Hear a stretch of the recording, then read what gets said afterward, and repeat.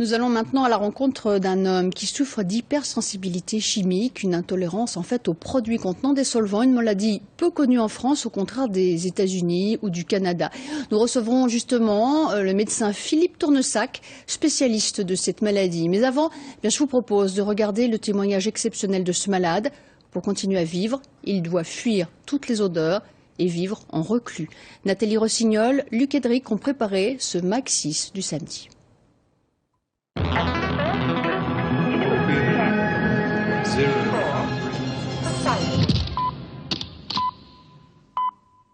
Du jour au lendemain, j'ai eu l'impression de devenir un vieillard, quoi.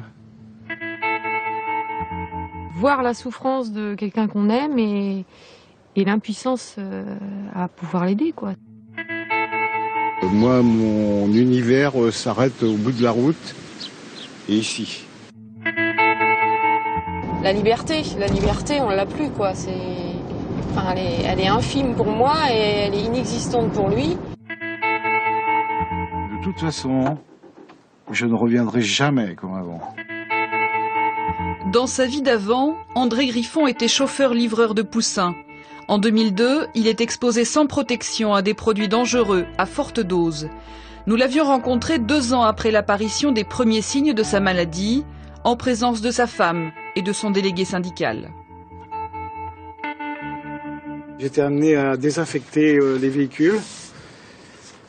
Et donc en ayant été exposé à du produit contenant du formaldéhyde, petit à petit, ça devenait pour moi de plus en plus pénible. Et puis en 15 jours, j'ai basculé. J'appelle ça basculer parce qu'en 15 jours, cette gêne occasionnée par ces produits-là s'est étendue à plein d'autres produits. Les symptômes, brûlure des muqueuses, douleurs dorsales, articulaires, maux de tête, problèmes digestifs. J'ai vu un ORL, j'ai vu un ostéopathe et des tas d'autres médecins, mais il fallait tomber sur celui qui connaissait.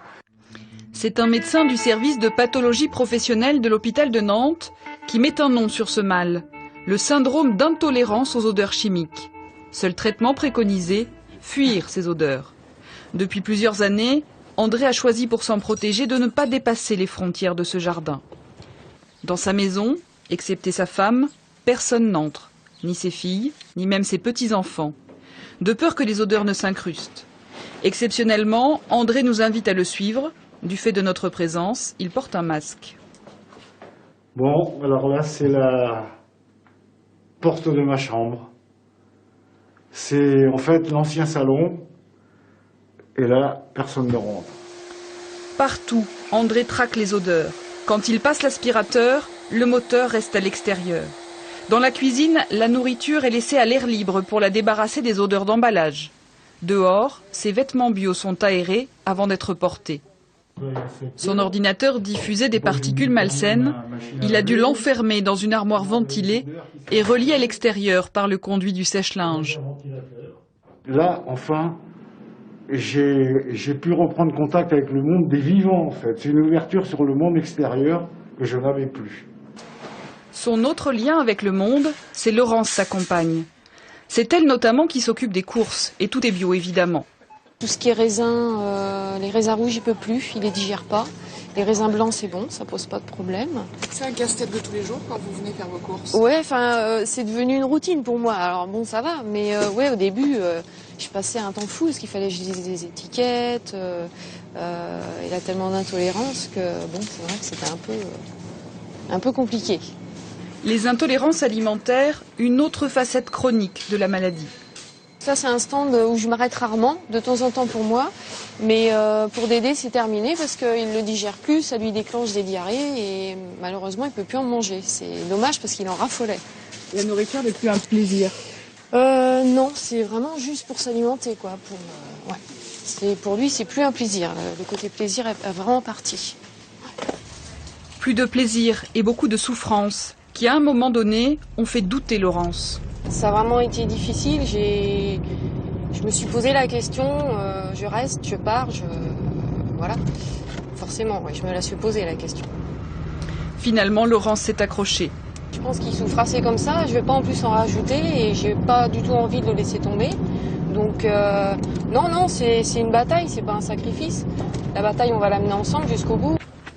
Jusqu'au bout, même si la vie à deux est amputée. Les moments passés côte à côte comme cela, c'est uniquement dehors, l'été. Impossible le reste de l'année.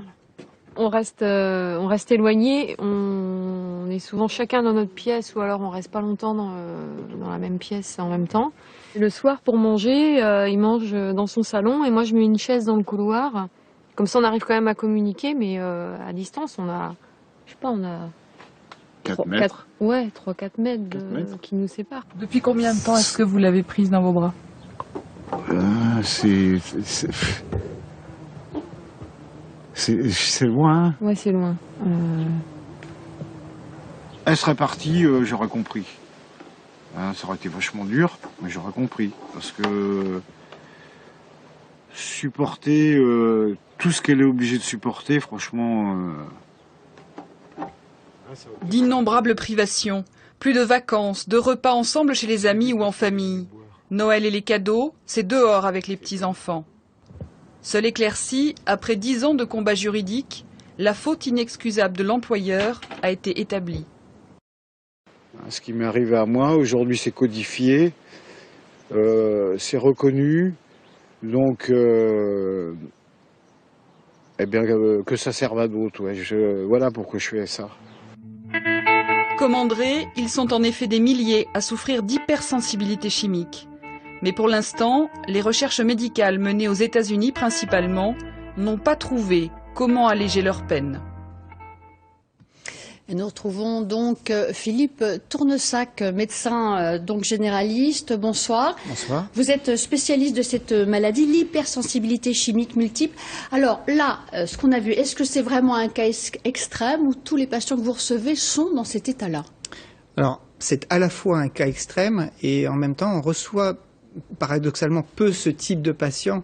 Mais des cas extrêmes comme ça, il y en a plusieurs milliers, parce qu'on me rapporte ces cas, puisque ce sont plutôt les familles qui viennent m'en parler. Moi, je reçois des patients qui arrivent encore à sortir de chez eux et venir jusqu'au cabinet. Il y a combien de personnes en France touchées par cette maladie? Les chiffres sont très difficiles à établir, donc certains parlent de 10% de personnes qui seraient atteintes par l'hypersensibilité chimique multiple, certainement à des degrés très divers, probablement pas à ce degré-ci.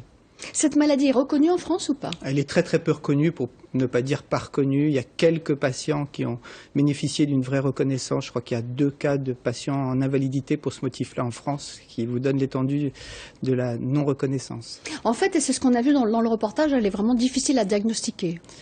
En fait, elle est assez facile à diagnostiquer puisqu'il y a quelques critères qui ont été établis par ce qu'on appelle des conférences de spécialistes un peu partout dans le monde.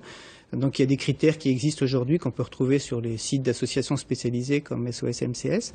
Et à partir de ces critères, on peut faire un diagnostic relativement facilement, après avoir éliminé d'autres pathologies qui pourraient être confondues avec ça. Mais est-ce que les médecins sont suffisamment formés? Les médecins sont absolument pas formés, à part le diplôme que j'organise à Dijon. Je crois qu'il y a aucune université qui forme aujourd'hui clairement à cette pathologie. Et on s'aperçoit en fait qu'il y a un manque de structure absolument incroyable pour recevoir ces patients. Le manque, c'est il n'y a pas de structure. On dit le manque, c'est il n'y a pas de structure, puisqu'il faut imaginer qu'une personne qui est hypersensible aux produits chimiques, un hôpital, c'est un enfer. Le cabinet dentaire, c'est un enfer, mais la simple salle d'attente d'un médecin, c'est aussi un enfer pour elle. Ce qui fait qu'elles ne peuvent pas se faire soigner. Imaginons qu'elles doivent aller à l'hôpital, elles sont coincées. C'est souvent une des complications, une des raisons de l'aggravation de leur état, c'est qu'elles ne peuvent pas se faire soigner. Donc le simple mal de dents ou rage de dents ou infection plus grave qui nécessite d'aller à l'hôpital, on va repousser jusqu'à l'extrême limite. Ce qui est difficile certainement aussi pour ces malades, c'est auprès de leurs proches de faire reconnaître ce dont ils souffrent. Oui, parce que c'est vrai, comme on voit dans ce type de reportage, la plupart des gens qui sont confrontés pour la première fois à ce type de problème ont tendance au minimum à sourire pour pas se moquer ou les classer directement dans des pathologies psychiatriques, ce qui n'est absolument pas le cas, puisqu'aujourd'hui elles sont bien définies et bien reconnues, il y a des critères physiologiques qui ont été identifiés, ce n'est pas une maladie psychiatrique. Donc elle a vu, notamment dans ce reportage-là, en fait, il n'y a pas de traitement qui apporterait vraiment une guérison, alors qu'est-ce qu'on peut faire ? Alors, il n'y a pas de traitement universel ou référencé, il n'y a pas un médicament qui soigne l'hypersensibilité chimique multiple, mais il y a quand même cette personne, on a bien vu qu'elle a mis en place un certain nombre d'éléments pour pouvoir améliorer sa qualité de vie, ce qui fait qu'elle ne souffre, je dirais pas en permanence, elle souffre de son isolement. Après, il y a d'autres thérapies qui permettent d'avancer. En Angleterre, aux États-Unis, on a proposé des traitements qui sont encore au stade plutôt d'expérimentation individuelle, mais on voit qu'il y a beaucoup de patients qui essayent ces traitements et qui sont améliorés. Donc il y a certainement des voies d'amélioration possibles pour ce type de patients. Très bien, Philippe Tournesac, vraiment, merci beaucoup. Merci.